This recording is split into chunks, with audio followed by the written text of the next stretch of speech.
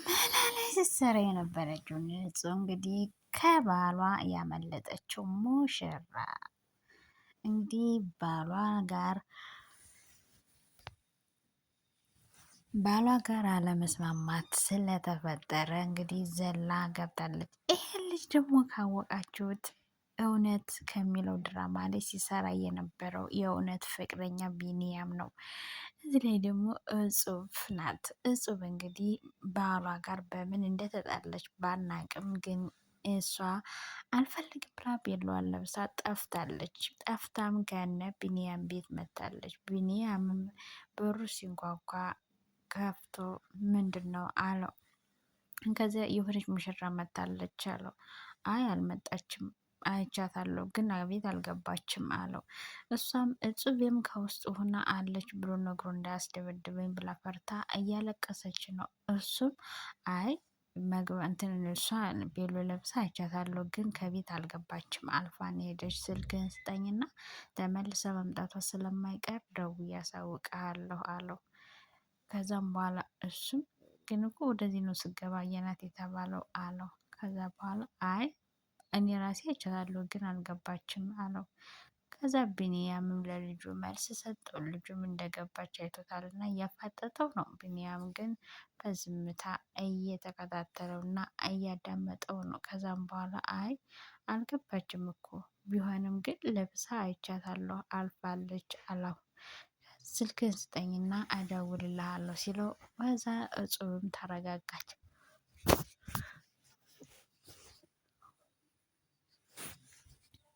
እጹብም ሊነግረው ነው ብላ በጣም ጨንቋትና ፈርታ በጣም እያለቀሰች ነበረ። ከዛ ስልኩን ተቀበለውና ምናልባት ከመጣች እደውልልሃለሁ ብሎ ከዛም በኋላ ልጁ ሲሄድ በሩን ዘጋው። ከዛም እሷም ቤሎ ለብሳ ነበር። ከዛ አመሰግናለሁ አለችውና አቀፈችው። ደስ አላት። ከዛ ይቅርታ ደስ ስላለኝና ስሜታዊ ስለሆንኩኝ ነው ይቅርታ አለችው። ከዛ እሱም ደግሞ ከላይ እስከ ተያያት እና ምን ሆነሽ ነው? እንዴት ነው እዚህ በቤሎ መተሽ እንደምትይው ሰው ዝም ብለሽ የምታቅፊው? ከሰው ቤት ዘሎ ይገባል እንዴ? አሁን ቀጥታ ውጭና ሂጂ አላተኝ። ከዛ እሷም ደነገጠች እና ትክ ብላ አየችው። ቤቱንም አየችው። እንባዋንም አባበሰች እና ከዛም በኋላ ሄዳ ሶፋ ላይ ቁጭ አለች። እሱም እንግዲህ ደውልልኛ ብሎ ተመልሶ ሂዷለኝ። እሷም እንግዲህ ሶፋ ላይ ቁጭ ብላ ተክዛ እያሰበች ነው ምን ማድረግ እንዳለባት። ይጨንቃላ። ያውን በሰርጋችሁ ቀን አስባችሁታል? ባሌ ይሆነኛል ያላችሁት ሰው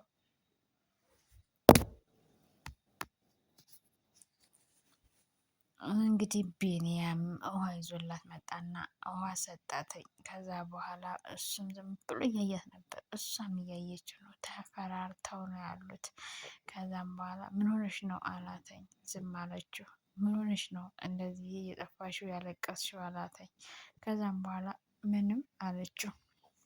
ግን ደግሞ እየፈለጉኝ ነው ሊገሉኝ ስለዋለ ነው ባሌና የባሌ ቤተሰቦች ስላልተግባቡ ነው አለችው።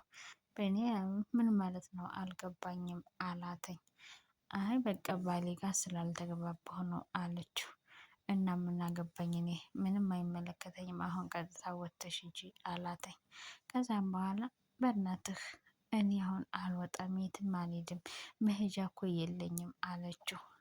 ምን አገባኝ እኔ አላተኝ።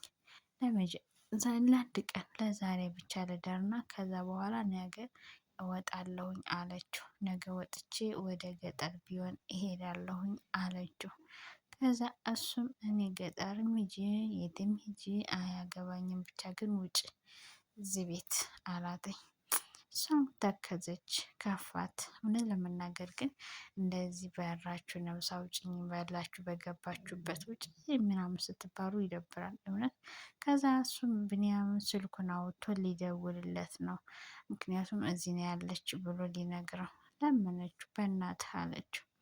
እኔ ለወንድሜ ልኖርለት ወንድሜ ከኔ ጋር ነበረ እና አሁን ወንድሜም ጠፍቶብኛል። እኔ ራሱ መሄጃ የለኝም። እሱም ከመጣ ይገለኛል። በእናትህ አለችው። እሱም ተንኮለኛ ነው። ስልኩን እየነካካ ነው። ከዛች ምን ሆነሽ ነው አለና ስልኩ መጻፍ አቆመና ጠየቃት። ከዛ የተፈጠረውን ነገር እጹብም እያንዳንዱ ነገር ለማስረዳት ሞከረች። አቤት ግን እግዚአብሔር በጣም ነው ግን የሚከብደው። ከዛ አስታወሰች ከወንድሟ ጋር ቁጭ ብላ ጸጉሩን እየሻሸች ወንድሙ ጋር የምታወራ ሲያምር ደግሞ ወንድሟ ራሱ እሷን ነው የሚመስል። እውነት በጣም ነው የሚያምረው። እሷም ጸይም ናት፣ እሱም ጸይም ናት። ጸይም ነው ወንድሟም ጸይም ነው፣ እሷም ጸይም ናት። በጣም ነው የሚያምሩት። እና ጸጉሯን ለቃ ቁጭ ብላ ወንድሟን ራሱን እየዳሰሰች ፊቱን በር ተንኳኳ። ከዛ ወይዬ ወይዘሮ አበበች አለቻት። ከዛም በኋላ ነገ ቤቱ ክራይ ካልከፈሽ ወጥሽ ውልቅ በይ አለቻት። እከፍላለሁ አለቻት እየደነገጠች እና እየተሳቀቀች። ወንድሟም ሰማና አሰበ። እህቴ አላት። ወይዬ አለችው። እኔ ስላለው ነው አይደለ የቤት ክራይ መክፈል ያቃተሽ አላተኝ። እንደሱ አይደለም ድግም እንደዚህ ነገር እንዳታስብ አለችው። አንተ ትምህርትህና ትምህርትህን ብቻ ነው ማሰብ ያለብህ እንጂ ይሄ እንዳታስብ አለችውና ከዛ አንገቷን አፏን በእጇ አድርቃ ይዛ በአንድ እጇ ወንድሟን እየዳሰሰች አለቀሰች። አቤት አቤት ማጣት! እውነት ግን በጣም ነው የሚከብድ። ማጣት ክፉ ነው። ማርያምን እኔ አሳልፌ ያውቃለሁ። ጧት ተነስታ ግድግዳ ተገድፋ ቁጭ ብላ ማልቀስ ጀመረች ጹቤ። ምክንያቱም የቤት ኪራይ የምትከፍለው የላትም።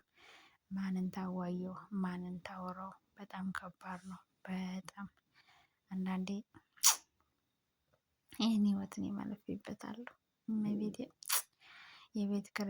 የቤት ኪራይ ተከራይታችሁ የምትከፍሉት ስታጡ በጣም ነው የሚከብደው። በጣም በጣም ማርያምን። አንዳንዴ ደግሞ ሀብታሞችም አይረዱም። እና ጹቤም እንግዲህ የቤት ኪራይ ስላልከፈለች ለወንድሟ ምን ማድረግ እንዳለባት በጣም ከብዷታል፣ በጣም ጨንቋታል። እና እሷ ራሱ እያለቀሰች ነው። ምን ማድረግ እንዳለባት ግራ ገብቷታል። ብጭ ብላ እያለቀሰች ነው ግድግዳውን ተደግፋ። የኔ እናት እንግዲህ ምንድን ነው እንደዚህ ሰቅ ሰቅ አድርጎ ያስለቀሳት? የቤት ኪራይ ካልከፈልሽ ከቤት ትወጫለሽ ተብላ ስላስፈራራቻት የቤቱ ባለቤት ነው እንደዚህ እያለቀሰች ያለች እንጂ ሌላ ነገር የተፈጠረባት ነገር አይደለም። ምክንያቱም የቤት ኪራይ ካልከፈለች አታስገባትም። ሌላ ቦታም ደግሞ እዚህ ቤት ካልከፈለች ሌላ ቦታ ለመሄድ ይከብዳታል። እሱ ግዴታ መክፈል ስላለባት አስታወሰችው። የድሮ ማንነቷን እያስታወሰች ለቢኒያም መንገር ጀመረች። እያለቀሰች እየተከዘች የኔ እናት አይኗ እስከሚቀላ ድረስ። በዛ ላይ በፍቅረኛዋ ደስተኛ ያልሆነችው ሙሽራ ቢኒያምም ጠየቃት። ደግሞ ማለት አልገባኝም እንዴት አላተኝ። እጹብም አለቀሰች። ለመናገር ከበዳት። ምክንያቱም አንዳንዴ ቁስላቸውን ቆስሎ ላሳለፈው ነው መንገር ያለባችሁ እንጂ ቆስሎ ላላሳለፈው መንገር የለባችሁም። ምክንያቱም ያነ ህመሙን ስትነግሩት ይረዳችኋል።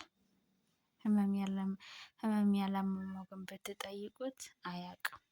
ጹቤ ግን ያው ለመናገር እንኳን ከብዷት ነው እያለቀሰች ያለችው። እሱ ግን ምንም አልመሰለውም። አሁንም ይጠይቃታል። እሷም ሰቅ ሰቅ ሰቅ ብላ ለቀሰች። ጹቤ የኔ እናት አታርግሽ ዙቤ በእናትሽ። አንድ አልቅሳ እኔንም አስጨነቀችኝ። በስመ አብ እውነት